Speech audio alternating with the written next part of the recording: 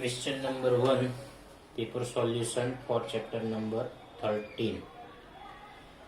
A cone, a hemisphere and a cylinder. Three figures are given. Stand on equal basis. આ ત્રણ figure છે. Stand on equal basis. ત્રણેયનો base કેવો છે? Same. બરાબર છે.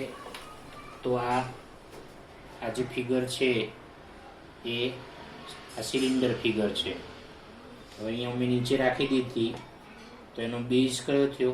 જે પાર્ટ નીચે ટચ થાય છે એટલે આ એનો બેઝ થયો, જે રાઉન્ડ છે.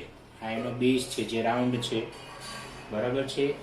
અને ક્વેશ્ચન એવું કહે છે કે બધાનો બેઝ ઇક્વલ છે, એટલે ઇક્વલ બેઝ છે એટલે બેઝની જે લેન્થ હોય ને એ સેમ છે. તો અહીંથી આ જગ્યાથી આ જગ્યા વચ્ચેનો જે આ ગેપ છે જેને કહેવાય ડાયામીટર. તો આ કોનનો ડાયામીટર, હેમિસ્ફિયરનો ડાયામીટર અને આ સિલિન્ડરનો ડાયામીટર, ત્રણેયનો ડાયામીટર કેવો છે? સેમ છે. ઓકે. તો all three are on same base. That means diameter is same for all three figures. Diameter is same, that means radius is same for these three figures. Okay. Question says that and have the same height. ત્રણેયનો base equal છે એ રીતે ત્રણેયની height બી same છે. તો આ જે છે this is the height of a cone which is denoted by small h. This is the height of a hemisphere but it is a radius. This is a radius of hemisphere. So height of hemisphere, that means it is a radius of hemisphere. And this is the height of cylinder which is denoted by capital H. So small h, r and capital H, all three are same because height is same. That is the height of cone, height of hemisphere and height of cylinder. All three heights are same. Height of cone is denoted by small h, height of hemisphere that is radius and height of cylinder that means capital H. All three are same. We want to find out the ratio of their volume. We want to find out the ratio of all these three figures volume. So ratio of their volume. So first figure is cone. That means the volume of cone is 1/3 pi r square h is to second figure is of hemisphere. So volume of hemisphere is 2/3 pi r cube. Third figure is cylinder. So pi r square h is the volume of cylinder. Here capital H, that means height of cylinder which is capital H. Pi, all three are common. That means ratio, that means division. So if you take 5 divided by 5, that will be cut. So here 5 divided by pi divided by pi, it will be cut. Here 1/3, here denominator 3. In this second denominator is 3, but here denominator is not 3. That means 3 is not common. So it cannot be cancelled. R square, R cube, that means R square and one more R. Here 3R. Here also R square. So R square will be cut. So 1/3 H, 2/3 R cube. R square will be cut. So only one R is remaining. R square will be cut. So capital H is a remaining part. Now H is a height of cone. Small r is a height of hemisphere. Capital H is a height of cylinder. All three are same. So this H, small r and capital H, all three are cancelled. So 1/3 is to 2/3 is to 1. Here 3 is in the denominator, 3 is in the denominator, but here nothing in the denominator. That means these 3 will be multiplied with 1. So 3 ones are 3. And here 3 is given in the denominator, so 1 cannot be multiplied with any number. Here also 3 is the denominator, so 2 cannot be multiplied with any number. Okay, so 1 is to 2 is to 3. So this is the ratio of question number 2. After dividing a spherical ball in 4 equal parts, એક spherical ball છે એને 4 equal parts, 4 equal parts માં divide કરવાનો છે. So what is the total surface area of one part? What is the total surface area of one part? બરાબર છે. તો આપણે પ્રેક્ટિકલી આ એક લીંબુ છે જે સ્ફેરિકલ બોલ તરીકે છે અને આપણે 4 ઇક્વલ પાર્ટ્સ કરીએ છીએ. એના આ 1, આ 2 અને 3 ને 4, આ 4 ઇક્વલ પાર્ટ્સ કર્યા. હવે તમે જુઓ તો આ જે છે, આ જે પાર્ટ આપણાનો ટોટલ સરફેસ એરિયા શોધવાનો છે. તો આ જે પાર્ટ બન્યો એ ટોટલ આખું એક લીંબુ હતું, એનો આ ફોર્થ પાર્ટ છે કે નહીં? હવે તમે જુઓ, આખું લીંબુ હોય તો એ થઈ જાય સ્ફિયર. તો સ્ફિયરનો એરિયા 4πr² થાય. સ્ફિયરનો એરિયા 4πr² થાય. હવે આ જે પાર્ટ છે એ તો એનો ફોર્થ પાર્ટ થયો ને, એટલે 4πr² છે એનો 1/4 થયું, એટલે આનો એરિયા આવી ગયો. ઓકે, હવે બીજી એક આ સરફેસ છે. હવે તમે જુઓ, આ જે સરફેસ છે તમે જુઓ કેવો છે, આ હેમિસ્ફિયર છે. આ જે શેપ છે એ હેમિસ્ફિયર છે.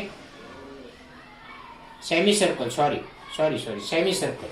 આ જે પાર્ટ દેખાય છે એ સેમી સર્કલ છે. તો સર્કલનો એરિયા πr². સર્કલ છે, સર્કલનો એરિયા πr², પણ આ તો સેમી સર્કલ છે એટલે πr² ના હાફ કરવાના, એટલે આનો એરિયા πr²/2.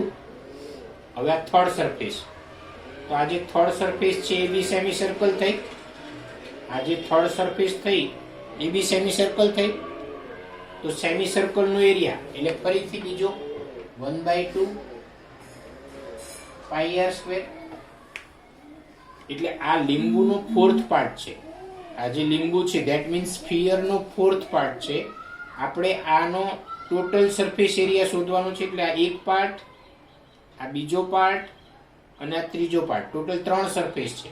એ ત્રણેય સરફેસના એરિયાનું ટોટલ લેવાનું. બરાબર?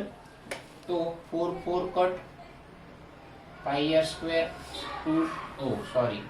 1/2 πr² plus 1/2 πr². 1/2 plus 1/2 that means 1.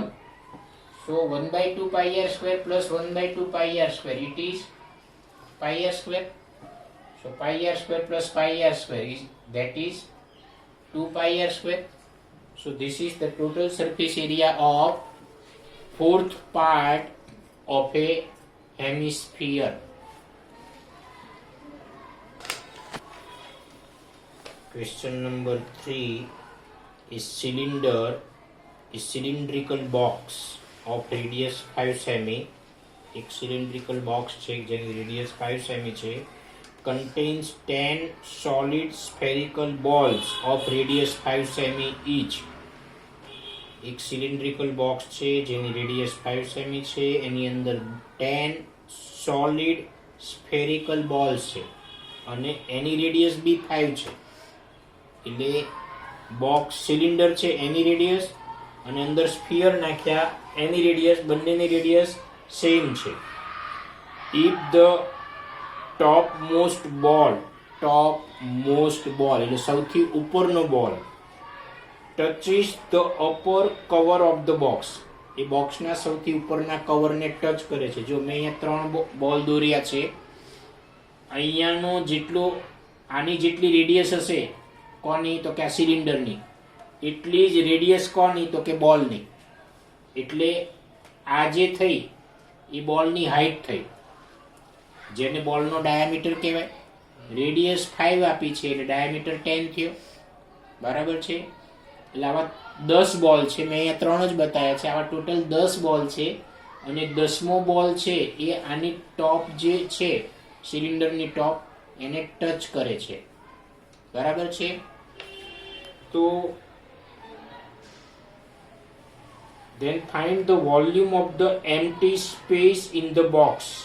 empty space, જે સ્પેસ બાકી છે, ખાલી છે, એનું તમારે વોલ્યુમ શોધવાનું છે. એટલે જે આ લાઇનિંગ વાળો પોર્શન જે છે એ બાકીની સ્પેસ થઈ, એનું વોલ્યુમ શોધવાનું છે.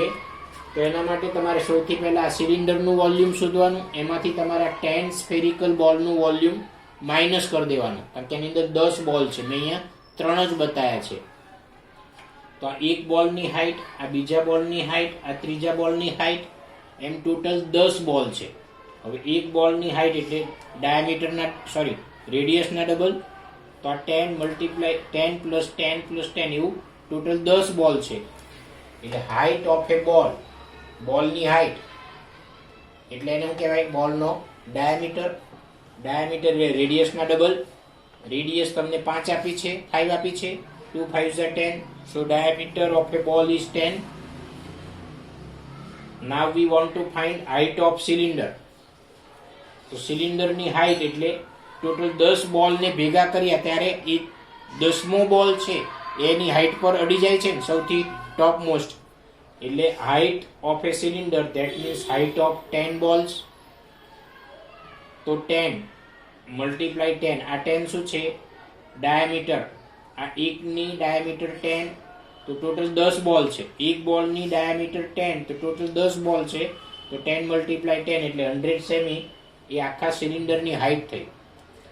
હવે ક્વેશ્ચન શું પૂછ્યો છે? આજે બાકીનો જે પોર્શન છે, બાકીની જે સ્પેસ બધી એમ્પ્ટી સ્પેસ, એનું વોલ્યુમ શોધવું છે. So volume of empty space in cylinder is equal to volume of cylinder. આખું જે સિલિન્ડર છે એના વોલ્યુમમાંથી આ 10 સ્ફેરિકલ બોલનું વોલ્યુમ માઇનસ કરો. -10 મલ્ટીપ્લાય વોલ્યુમ ઓફ બોલ. તો સિલિન્ડરનું વોલ્યુમ એટલે πr²h -10 multiply spherical બોલનું volume 4/3 πr³.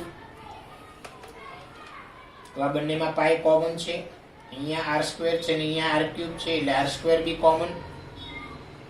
તો આ πr² કોમન નીકળે એટલે h વધશે. આ -10 મલ્ટીપ્લાય 4 એટલે 40 ડિવાઈડ બાય 3. પાઈ કોમન નીકળી ગયો. r³ માંથી r² જતો રહ્યો એટલે 1000 વધશે. પાઈની જગ્યાએ પાઈ, r એટલે રેડિયસ જે આપણને 5 આપી છે, h એટલે total height of a cylinder. Height of a cylinder is 100 -40/3. r એટલે રેડિયસ જે 5 છે. So 5 multiply 40 that is 200 divide by 3. 5 multiply 5, 25 pi. Now we should take here LCM. So 3 is multiplied by 100. So 100 multiply 3, it is 300 minus 200 divided by 2, 3. 300 minus 200, it is 100 divided by 3. 25 multiply with 100, that is 2500 pi by 3 semi-cube. So this is the volume of empty space.